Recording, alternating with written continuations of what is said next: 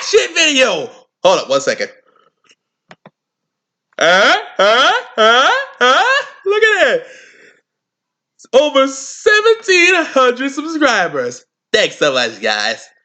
Now this time we are going to look at the 1989 Cajon Pass Runaway 29 years later, or I guess 31 years later. So without further ado, here we go! El Cajon Pass. One of the most dangerous and infamous mountain passes in the United States. Located in the San Gabriel Mountains, this steep 2.2% grade is not only tough to climb, but it's also hard to roll down without going too fast. Yeah, why was it's also the site of not one, not two, but 3 runaway trains. This is the story of the first one, where it all began. Sounds like that Walden one I looked at.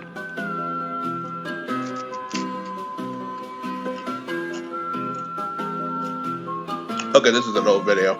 On May 12, 1989, in the early morning, Southern Pacific 7551 East was making its way towards the grade. The train consisted of 69 hoppers loaded with trona, a non-marine evaporative material mined as a source of sodium carbonate and sometimes used in fertilizer. It was hauled by a total of 6 locomotives, 4 leaders and 2 helpers.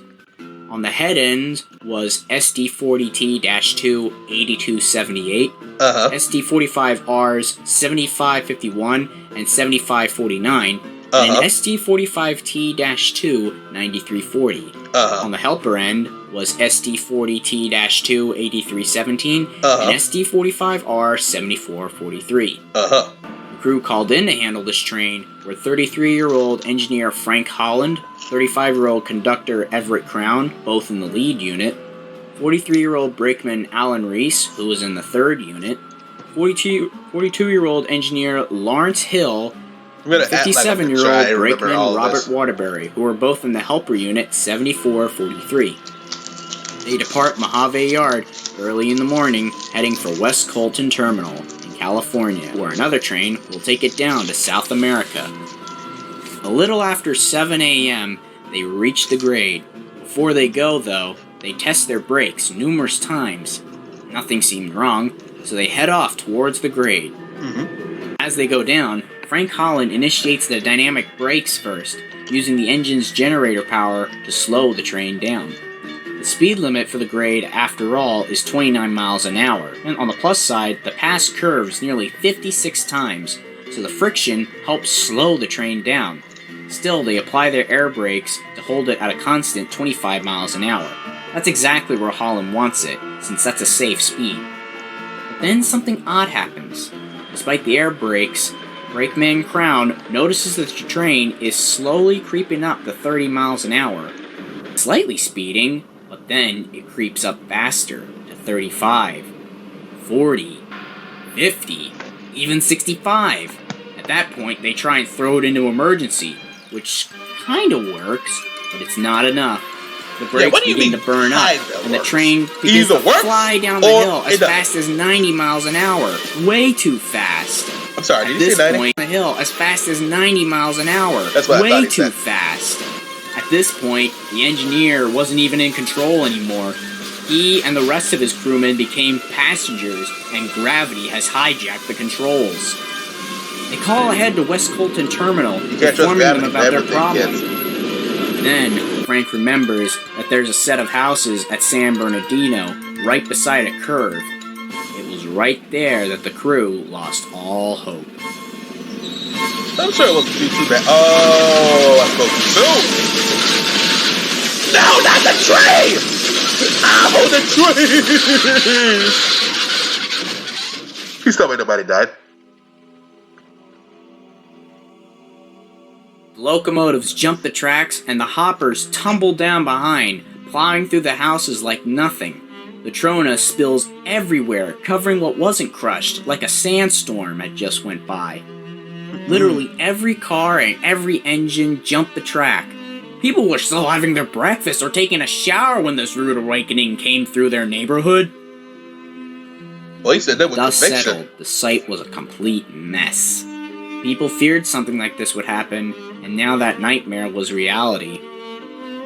Some people were even buried in what was once their homes. Even a swimming pool was no match for the train. Yeah, I saw that pool. The lead engines that suffered the worst damage lay upside down or on their sides, still smoldering, while the two helpers were mostly upright from the crash. Frank Holland amazingly climbs out of his crushed lead unit, but is badly injured with a punctured lung and several cracked ribs.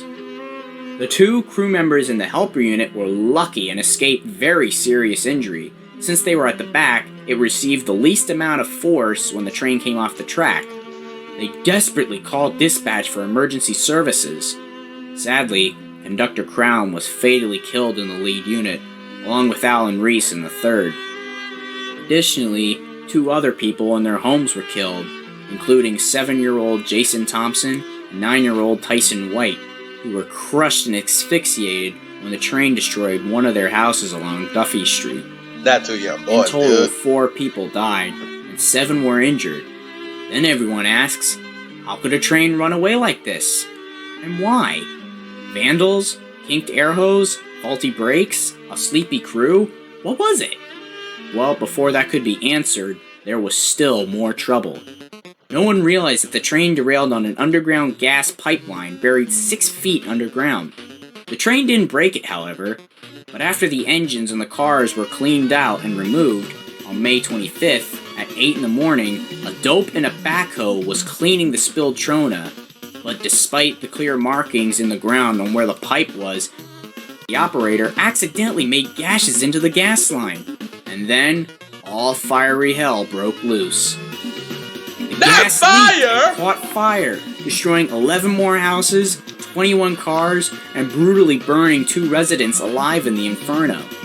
5 of the houses that were destroyed were directly across from Duffy Street that were already crushed by the train, while another was the only house on the trackside on Duffy Street and that was still fully intact after the crash, but was destroyed in the fire. 4 more houses received moderate smoke damage and fire damage, while 3 others only had smoke damage. The fire burned for 7 hours, sending plumes of heavy smoke into the air until it was finally brought under control. The total property damage was over $14.3 million. Interestingly, more of this damage was from the fire instead of from the train accident. That sounds crazy. Huh? And even though there were more fatalities in the derailment, it's still kind of interesting. In total, now 6 people were dead from both incidents combined. Now the whole area was like a true war zone, and residents were both horrified and furious. What was next to come? The water main breaking and then the whole street floods? Thankfully that didn't happen. Yeah, don't give that thing ideas. After months of investigation, the FRA and the NTSB found out that before leaving Mojave Yard on May 11th, that upon the crew boarding the train, it was discovered that the original head unit, 7551, and the locomotive the train was named after, was totally dead and couldn't start. Now, the crew were then instructed to take 8278 from another consist and add it to their own, ahead of the dead 7551. Also, the weight of the train was severely underestimated, and the wrong tonnage was given to the crew before they left. They were told the train was 6,151 tons, when actually it was 8,900 tons after another dispatcher found the correct measurement.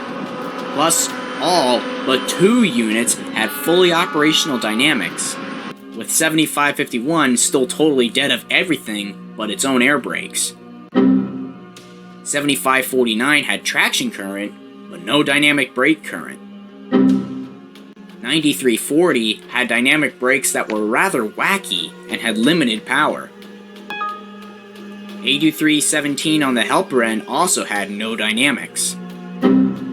Thus, among the 4 locomotives in the front and the set of helpers on the back, only 8278 at the front and 7443 at the back had fully functioning dynamic brake systems. Although dispatch didn't know. Well, 2 out of 6 all ain't that bad. weight, That's both the air third. brakes on the cars and the locomotives, as well as the dynamic brakes that were working on the 2 units, just couldn't handle both the grade or the weight. After the accident, calculation procedures to train weight was majorly overhauled. All 4 locomotives at the front of the train, 8278, 7551, 7549, and 9340, were all damaged beyond repair and destroyed. I wouldn't want to fix that anyway. They were sold for parts to Precision National and scrapped on site. And both helper units did derail, but they were still operable. 8317 was sold to Precision National, repaired, then resold to Helm Leasing for continued service. 7443 was repaired and repainted by the Southern Pacific and returned to service. It was finally retired on March 17, 2000, and sold to National Railway Equipment Company, who rebuilt it with 5-foot 6-inch gauge trucks for MRS Logistica in Brazil. I do apologize if I pronounced that wrong. Renumbered as 5313. All 69 hopper cars were totally destroyed and scrapped at the site. As a result of this and other runaways involving locomotives with dynamic braking, the FRA reserved its mandate that dynamic braking be disabled when train brakes are placed to emergency. Now, the mandate is that all dynamic brakes must remain functional. It's been 29 years since this crash, and despite these changes, runaways have still occurred, especially on El Cajon Pass. And the worst thing about it is, there's still 2 left I need to cover, one in 94 and one in 96. I'll tell you all about them in the future, but we have another runaway to cover that I'm sure everyone knows. Well, let me stop it before this ad comes in, and I guess this is the end of it. So, I hope you enjoyed this reaction. If you like what you saw, please like, share, and subscribe for more on my channel. Recommend me to some more videos you would like for me to check out. Ring the bell for notifications of upcoming videos. And until next time, I send love, and I'll see you guys soon!